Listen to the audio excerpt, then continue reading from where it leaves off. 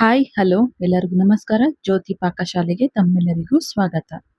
ನಾನು ಈ ದಿನ ಸಿಂಪಲ್ ಆಗಿ ಟೇಸ್ಟಿ ಆದಂತಹ ಹೆಸರುಬೇಳೆ ನಿಪ್ಪಟ್ಟು ಮಾಡುವ ವಿಧಾನ ತೋರಿಸ್ಕೊಡ್ತೇನೆ.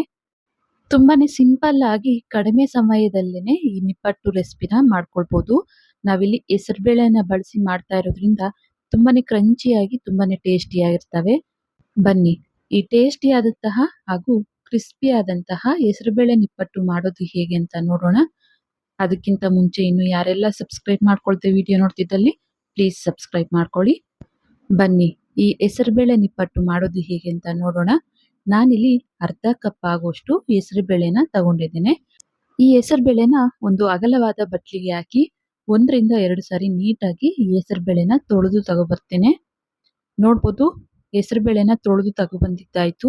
ಈಗ ಇದಕ್ಕೆ ಸ್ವಲ್ಪ ನೀರನ್ನ ಸೇರಿಸಿ ಇದನ್ನ ಒಂದು 5 ರಿಂದ 10 ನಿಮಿಷ ನೆನೆಸಿಡ್ತಾ ಇದ್ದೇನೆ. ನಂತರ ನಾನಿಲ್ಲಿ ನಿಪ್ಪಟ್ಟಿಗೆ ಮಸಾಲೆ ರುಬ್ಕೊಳ್ತಾ ಇದ್ದೇನೆ. ಚಿಕ್ಕ ಮಿಕ್ಸಿ ಜಾರಿಗೆ ಒಂದು 10 ರಿಂದ 12 ಹಸಿಮೆಣಸಿನಕಾಯಿ, 2 ತುಂಡಾಗುವಷ್ಟು ಶುಂಠಿನ ಹಾಕಿ ಇದನ್ನ ಆದಷ್ಟು ನುಣ್ಣಗೆ ಸ್ವಲ್ಪ ನೀರನ್ನ ಸೇರಿಸ್ಕೊಂಡು ರುಬ್ಕೊಂಡ್ಬರ್ತೇನೆ. ನೋಡ್ಬೋದು, ಈ ರೀತಿ ನುಣ್ಣಗೆ ರುಬ್ಕೊಳ್ಬೇಕಾಗುತ್ತೆ. ನಿಮ್ಗೆ ಖಾರ ಎಷ್ಟು ಬೇಕು ಅಂತ ನೋಡ್ಕೊಂಡು ಹಸಿಮೆಣಸಿನಕಾಯಿನ ಬಳಸಬೇಕಾಗುತ್ತೆ. ಈಗ ನಿಪ್ಪಟ್ಟಿನ ಹಿಟ್ಟನ್ನ ಕಲಿಸ್ಕೊಳ್ಳಿಕ್ಕೆ ಒಂದು ಅಗಲವಾದ ಬಟ್ಲಿಗೆ 1/2 ಕಪ್ ಆಗುವಷ್ಟು ಅಕ್ಕಿ ಹಿಟ್ಟನ್ನ ಹಾಕೊಳ್ತಾ ಇದ್ದೇನೆ. ನಂತರ ಇದಕ್ಕೆ 1 ಟೀ ಸ್ಪೂನ್ ಆಗುವಷ್ಟು ಜೀರಿಗೆ, ಹಾಗೇನೆ ರುಚಿಗೆ ತಕ್ಕಷ್ಟು ಉಪ್ಪನ್ನ ಸೇರಿಸ್ಕೊಳ್ತೇನೆ. ನಂತರ ತುಪ್ಪ ನಾನಿಲ್ಲಿ ಒಂದು 2 ರಿಂದ 3 ಟೇಬಲ್ ಸ್ಪೂನ್ ಆಗುವಷ್ಟು ತುಪ್ಪನ ಕರಗಿಸಿರುವಂತಹ ತುಪ್ಪನ ಸೇರಿಸ್ಕೊಳ್ತಾ ಇದ್ದೇನೆ. ಇವೆಲ್ಲವನ್ನ ಹಾಕಿ ಚೆನ್ನಾಗಿ ರೀತಿಯಾಗಿ ಮಿಕ್ಸ್ ಮಾಡ್ಕೊಳ್ಬೇಕಾಗುತ್ತೆ. ನಾವು ಹಾಕಿರುವಂತಹ ತುಪ್ಪ ಅಕ್ಕಿ ಹಿಟ್ಟಿಗೆ ಮಿಕ್ಸ್ ಆಗೋ ರೀತಿ ಚೆನ್ನಾಗಿ ಇದನ್ನ ಮಿಕ್ಸ್ ಮಾಡ್ಕೊಳ್ಬೇಕಾಗುತ್ತೆ. ಈ ರೀತಿ ಬೆರಳಿನ ಸಹಾಯದಿಂದ ರಬ್ ಮಾಡ್ಕೊಳ್ತಾ ಮಿಕ್ಸ್ ಮಾಡ್ಕೊಳ್ಬೇಕು.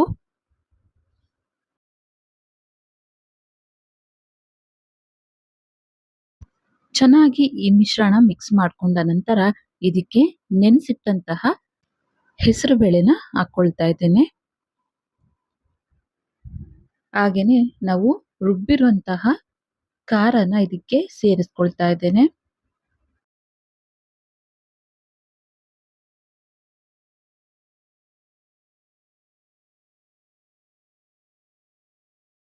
ನಂತರ ಇದಕ್ಕೆ ಕಟ್ ಮಾಡಿರುವಂತಹ ಸ್ವಲ್ಪ ಕೊತ್ತಂಬರಿ ಸೊಪ್ಪನ್ನ ಸೇರಿಸ್ಕೊಳ್ತೇನೆ. ಇವೆಲ್ಲವನ್ನ ಚೆನ್ನಾಗಿ ಮಿಕ್ಸ್ ಮಾಡ್ಕೊಳ್ಳೋಣ. ಈಗ ಇದಕ್ಕೆ ಒಂದು 1/4 ಟೀ ಸ್ಪೂನ್ ಆಗುವಷ್ಟು ಅರಿಶಿನ ಹಾಕಿಕೊಳ್ತೇನೆ. ನಂತರ ಇದನ್ನ ಚೆನ್ನಾಗಿ ಮಿಕ್ಸ್ ಮಾಡ್ಕೊಳ್ಳೋಣ. ಈಗ ಇದಕ್ಕೆ ಸ್ವಲ್ಪ ಸ್ವಲ್ಪನೇ ನೀರನ್ನ ಸೇರಿಸ್ಕೊಳ್ತಾ ಇದನ್ನ ಚಪಾತಿ ಹಿಟ್ಟಿನ ಹದಕ್ಕೆ ಕಲಿಸ್ಕೊಳ್ಬೇಕಾಗುತ್ತೆ. ಒಂದೇ ಸರಿ ನೀರನ್ನ ಸೇರಿಸ್ಕೊಳ್ದೆ ಸ್ವಲ್ಪ ಸ್ವಲ್ಪನೇ ನೀರನ್ನ ಹಾಕಿಕೊಳ್ತಾ ಇದನ್ನ ಕಲಿಸ್ಕೊಳ್ಬೇಕು.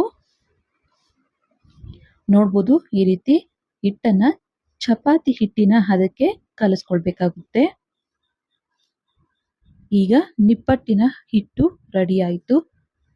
ಈಗ ಲಟ್ಟಿಸ್ಕೊಳ್ಳಿಕ್ಕೆ ಅಂತ ನಾನಿಲ್ಲಿ ಒಬ್ಬಟ್ಟು ತಟ್ಟುವಂತಹ ಪೇಪರ್ ಮೇಲೆ ಸ್ವಲ್ಪ ಈ ರೀತಿ ಎಣ್ಣೆನ ಸ್ಪ್ರೆಡ್ ಮಾಡಿ 2 ಚಪಾತಿಗಾಗುವಷ್ಟು ಹಿಟ್ಟನ್ನ ತೆಗೆದುಕೊಂಡು ಇದನ್ನ ಈ ರೀತಿಯಾಗಿ ಸ್ಪ್ರೆಡ್ ಮಾಡಿಕೊಂಡು ನಂತರ ಇನ್ನೊಂದು ಈ ರೀತಿ ಒಬ್ಬಟ್ಟಿನ ಪೇಪರ್ ಮೇಲೆ ಸ್ವಲ್ಪ ಎಣ್ಣೆನ ಸ್ಪ್ರೆಡ್ ಮಾಡಿ ಈ ನಿಪ್ಪಟ್ಟಿನ ಮಿಶ್ರಣದ ಮೇಲೆ ಈ ಪೇಪರ್ ಅನ್ನ ಇಟ್ಟು ಈಗ ಚಪಾತಿ ಲಟ್ಟಣಿಗೆಯಿಂದ ಈ ರೀತಿ ಲಟ್ಟಿಸ್ಕೊಳ್ತಾ ಇದ್ದೇನೆ. ತುಂಬಾನೇ ಈಸಿಯಾಗಿ ಈ ರೆಸಿಪಿನ ಮಾಡ್ಕೊಳ್ಬೋದು. ನೋಡಿ, ಈ ರೀತಿ ನಿಮ್ಗೆ ಎಷ್ಟು ತೆಳ್ಳಗೆ ಬೇಕು ಅಂತ ನೋಡ್ಕೊಂಡು ಅಷ್ಟು ತೆಳ್ಳಗೆ ಇದನ್ನ ಲಟ್ಟಿಸ್ಕೊಳ್ಬೇಕಾಗುತ್ತೆ.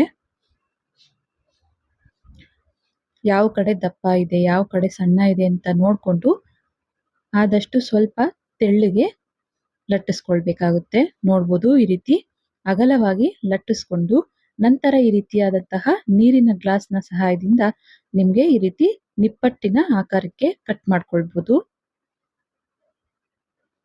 ನೋಡಿ, ಈ ರೀತಿಯಾಗಿ ಒಂದೇ ಸರಿ ನಾವು ಎಣ್ಣೆಗೆ ಹಾಕುವಷ್ಟು ರೆಡಿ ಮಾಡ್ಕೊಳ್ಬೋದು. ಈಗ ಎಕ್ಸ್ಟ್ರಾ ಹಿಟ್ಟನ್ನ ತೆಗೆದುಕೊಳ್ತಾ ಇದ್ದೇನೆ.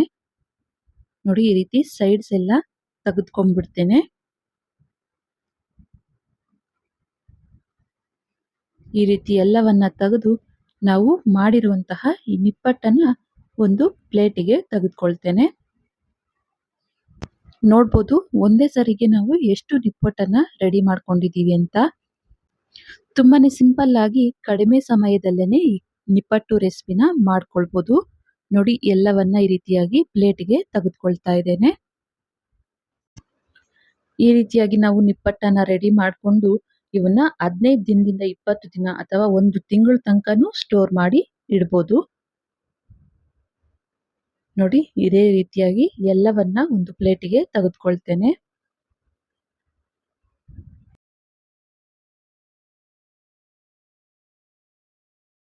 ನೋಡ್ಬೋದು ಲಟ್ಟಿಸಿರುವಂತಹ ನಿಪ್ಪಟ್ಟು ರೆಸಿಪಿ. ಇದೇ ರೀತಿಯಾಗಿ ಇನ್ನೊಂದ್ಸರಿ ನಾನಿಲ್ಲಿ ನಿಪ್ಪಟ್ಟನ್ನ ರೆಡಿ ಮಾಡ್ಕೊಳ್ತಾ ಇದ್ದೇನೆ.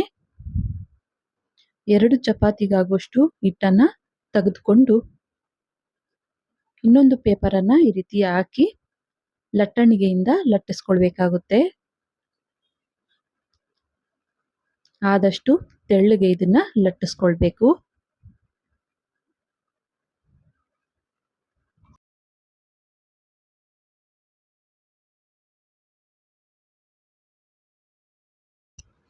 ನೋಡ್ಬೋದು ಲಟ್ಟಿಸ್ಕೊಂಡಿದ್ದಾಯ್ತು. ಈಗ ಗ್ಲಾಸ್ನ ಸಹಾಯದಿಂದ ನಿಪ್ಪಟ್ಟು ಶೇಪ್ಗೆ ಕಟ್ ಮಾಡ್ಕೊಳ್ತಾ ಇದ್ದೇನೆ. ನೋಡಿ ನಿಪ್ಪಟ್ಟು ಕಟ್ ಮಾಡ್ಕೊಂಡಿದ್ದಾಯ್ತು. ಈಗ ಇವನ್ನ ಒಂದು ಪ್ಲೇಟಿಗೆ ತೆಗೆದುಕೊಳ್ತಾ ಇದ್ದೇನೆ. ಇನ್ನು ಯಾರೆಲ್ಲ ಸಬ್ಸ್ಕ್ರೈಬ್ ಮಾಡ್ಕೊಳ್ದೆ ವಿಡಿಯೋ ನೋಡ್ತಿದ್ದಲ್ಲಿ ಪ್ಲೀಸ್ ಸಬ್ಸ್ಕ್ರೈಬ್ ಮಾಡ್ಕೊಳ್ಳಿ. ಬೆಲ್ ಐಕಾನ್ ಮೇಲೆ ಕ್ಲಿಕ್ ಮಾಡಿ ಆಲ್ ಅನ್ನೋ ಆಪ್ಷನ್ನ ಆನ್ ಮಾಡ್ಕೊಳ್ಳಿ. ನಾನು ಯಾವುದೇ ಹೊಸ ವಿಡಿಯೋ ಅಪ್ಲೋಡ್ ಮಾಡಿದ್ರು ನಿಮಗೆ ನೋಟಿಫಿಕೇಶನ್ ಬರುತ್ತೆ. ನೋಡ್ಬೋದು ನಾನಿಲ್ಲಿ ಒಂದೆರಡು ಸರಿಗೆ ಆಗುವಷ್ಟು ರೆಡಿ ಮಾಡಿ ಇಟ್ಕೊಂಡಿದ್ದೇನೆ. ನಂತರ ಗ್ಯಾಸ್ ಮೇಲೆ ಎಣ್ಣೆನೂ ನಾನಿಲ್ಲಿ ಬಿಸಿ ಮಾಡ್ಕೊಳ್ಳಿಕ್ಕಿಟ್ಟಿದ್ದೆ. ಎಣ್ಣೆ ಮೀಡಿಯಂ ಉರಿಯಲ್ಲಿ ಬಿಸಿ ಆದ ನಂತರ ರೆಡಿ ಮಾಡ್ಕೊಂಡಿರುವಂತಹ ನಿಪ್ಪಟ್ಟನ್ನ ಕಡಾಯಿಗೆ ಎಷ್ಟು ಹಿಡಿಯುತ್ತೋ ಅಷ್ಟನ್ನ ಈ ರೀತಿ ಹಾಕಿಕೊಳ್ತಾ ಇದ್ದೇನೆ. ಒಂದೊಂದಾಗಿ ಈ ರೀತಿ ಎಣ್ಣೆಗೆ ಹಾಕಿ ಆ ನಿಪ್ಪಟ್ಟು ಸ್ವಲ್ಪ ಫ್ರೈ ಆಗಿ ಮೇಲ್ ಬಂದ ನಂತರ ಇವನ್ನ ಟರ್ನ್ ಮಾಡ್ಕೊಳ್ತಾ ಎರಡು ಕಡೆ ಸ್ವಲ್ಪ ಫ್ರೈ ಮಾಡ್ಕೊಳ್ಬೇಕಾಗುತ್ತೆ. ನಾವಿಲ್ಲಿ ತೆಳ್ಳಿಗೆ ಲಟ್ಟಿಸ್ಕೊಂಡಿರೋದ್ರಿಂದ ಬೇಗನೆ ಇವು ಫ್ರೈ ಆಗ್ತವೆ. ಸ್ವಲ್ಪ ಇವು ಕ್ರಿಸ್ಪಿ ಆಗ್ಬೇಕು, ಅಲ್ಲಿವರೆಗೂ ಇವನ್ನ ಚೆನ್ನಾಗಿ ಎಣ್ಣೆಲೇನೆ ಫ್ರೈ ಮಾಡ್ಕೊಳ್ಬೇಕಾಗುತ್ತೆ. ಆ ಕಡೆ ಈ ಕಡೆ ಟರ್ನ್ ಮಾಡ್ಕೊಳ್ತಾ ಸ್ವಲ್ಪ ಗರಿ ಗರಿಯಾಗಿ ಫ್ರೈ ಆದ ಒಂದಲ್ಲಿ ಇವನ್ನ ಒಂದು ಪ್ಲೇಟಿಗೆ ತೆಗೆದುಕೊಳ್ಬೇಕಾಗುತ್ತೆ. ನೋಡ್ಬೋದು ನಿಪ್ಪಟ್ಟು ಚೆನ್ನಾಗಿ ಫ್ರೈ ಆಗಿದ್ದಾವೆ. ಇವನ್ನ ಒಂದು ಪ್ಲೇಟಿಗೆ ತೆಗೆದುಕೊಳ್ತೇನೆ. ನಂತರ ರೆಡಿ ಮಾಡಿಟ್ಟಂತಹ ನಿಪ್ಪಟ್ಟನ್ನ ಇನ್ನೊಂದು ಸರಿ ಎಣ್ಣೆಗೆ ಹಾಕಿಕೊಳ್ತಾ ಇದ್ದೇನೆ.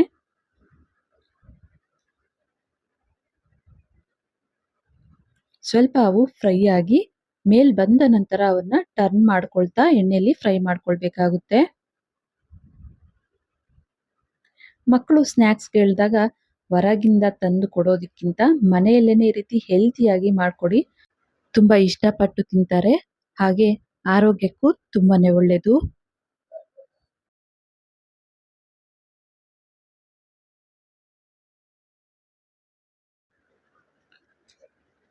ನೋಡ್ಬೋದು ನಿಪ್ಪಟ್ಟು ಚೆನ್ನಾಗಿ ಫ್ರೈ ಆಗಿದ್ದಾವೆ. ಇವನ್ನ ಒಂದು ಪ್ಲೇಟಿಗೆ ತೆಗೆದುಕೊಳ್ತೇನೆ. ಉಳಿದಿರುವಂತಹ ಮಿಶ್ರಣದಲ್ಲೂ ಇದೇ ರೀತಿಯಾಗಿ ನಿಪ್ಪಟ್ಟನ್ನ ರೆಡಿ ಮಾಡ್ಕೊಳ್ಬೇಕಾಗುತ್ತೆ. ನೋಡ್ಬೋದು ತುಂಬಾನೇ ಟೇಸ್ಟಿ ಆದಂತಹ ಹೆಸರುಬೇಳೆ ನಿಪ್ಪಟ್ಟು ರೆಡಿ ಆಯ್ತು. ಇವನ್ನ ಒಂದು ಪ್ಲೇಟಿಗೆ ಸರ್ವ್ ಮಾಡ್ತೇನೆ.